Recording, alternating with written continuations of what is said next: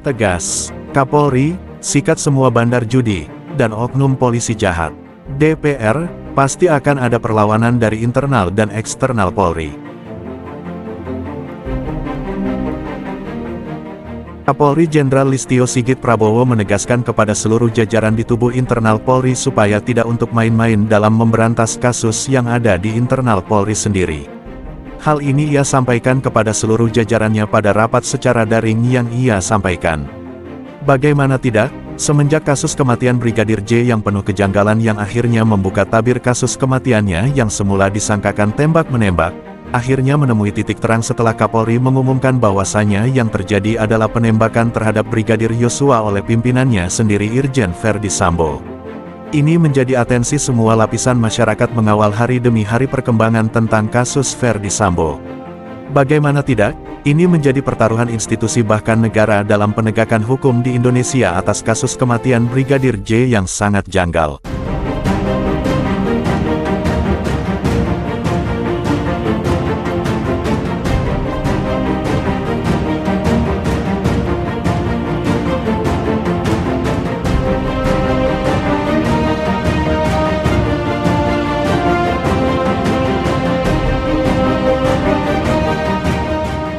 Berikut pernyataan Bapak Kapolri Jenderal Listio Sigit Prabowo. Jangan main-main dengan masalah narkoba, pengatur, pengedar atau pengguna, ketahuan akan saya copot. Illegal mining apalagi di wilayah hutan lindung dan sebagainya, tidak ada lagi. Penyelundupan, demikian juga BBM, solar bersubsidi, LPG apalagi yang sekarang menjadi beban pemerintah tolong tertibkan, masalah pungli kalau ada saya tindak. Ini pertaruhan kita tinggal rekan-rekan memilih yang mana, yang tidak sanggup silahkan angkat tangan. Kalau sanggup kerjakan, Propam saya minta turun dan awasi. Itulah pernyataan tegas Kapolri Jenderal Listio Sigit dalam arahannya kepada seluruh jajaran dari tingkat Mabes Polri hingga Polda yang disampaikan melalui video conference di Pusdalsis Mabes Polri Kamis, tanggal 18 Agustus tahun 2022. Masalah pungli, kalau ada saya tindak. Ini pertaruhan kita, tinggal rekan-rekan memilih yang mana. Yang nggak sanggup, angkat tangan. Kalau sanggup, kerjakan. Kapolri menginstruksikan kepada seluruh jajaran personel Korps Bayangkara untuk kembali meraih kepercayaan publik terhadap institusi Polri agar dapat mengawal setiap kebijakan pemerintah serta menghindari potensi terjadi pelanggaran-pelanggaran yang dapat mencoreng nama baik Korps Bayangkara itu.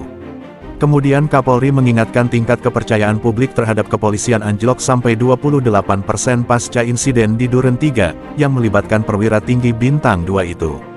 Sementara setelah penetapan Irjen Pol Verdi Sambo sebagai tersangka, kepercayaan publik naik drastis hingga 78%. Inilah yang harus kita jaga dan terus transparansi dalam mengungkap kasus di Duren 3 ini. Tentu ini menjadi tantangan bagi Kapolri dan jajaran untuk melakukan bersih-bersih oknum yang mencederai institusi Polri sebagai pengayom masyarakat. Sementara anggota Komisi 3 DPR RI, Jazilul Fawait dalam wawancara pada CNN Indonesia mengatakan langkah yang diambil oleh Kapolri adalah bentuk ketegasan terhadap siapapun yang melanggar hukum akan ditindak seadil-adilnya sesuai ketentuan hukum yang berlaku di Indonesia, tidak terkecuali pada oknum di institusi Polri sendiri. 83 anggota Polri ikut terseret dalam kasus Verdi Sambo. Betapa besarnya relasi dan kekuatan seorang Verdi Sambo dalam menutupi kasus penembakan yang ia lakukan terhadap ajudannya sendiri.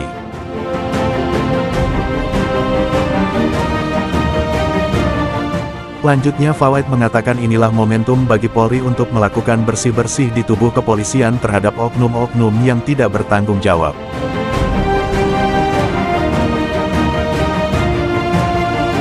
Bahkan sekarang telah beredar di media sosial tentang bagan struktur Kekaisaran Sambo 303 yang viral.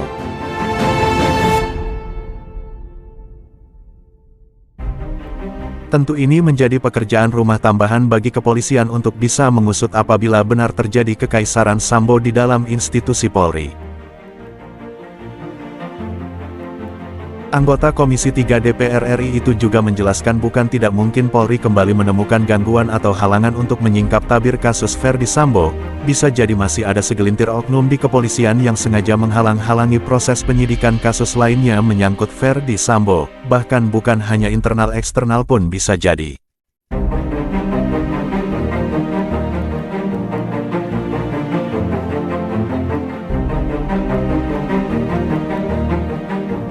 Sudah 1 bulan lebih kasus kematian Brigadir Joshua telah bergulir. Irjen Ferdy Sambo pun sudah ditetapkan bersama 3 orang tersangka lainnya, bahkan istrinya sendiri Putri Chandrawati telah ditetapkan menjadi tersangka pada kasus kematian Brigadir Joshua. Sangat menarik kita tunggu ujung dari drama-drama yang telah tersaji dalam kasus kematian Brigadir Joshua. Publik tentu berharap Polri dapat dengan transparan mengungkap kasus ini, tidak ditutup-tutupi seperti penyidikan sebelumnya. Bagaimanapun institusi kepolisian dan negara Indonesia menjadi taruhannya, atas apa yang telah Ferdy Sambo lakukan terhadap anak buahnya.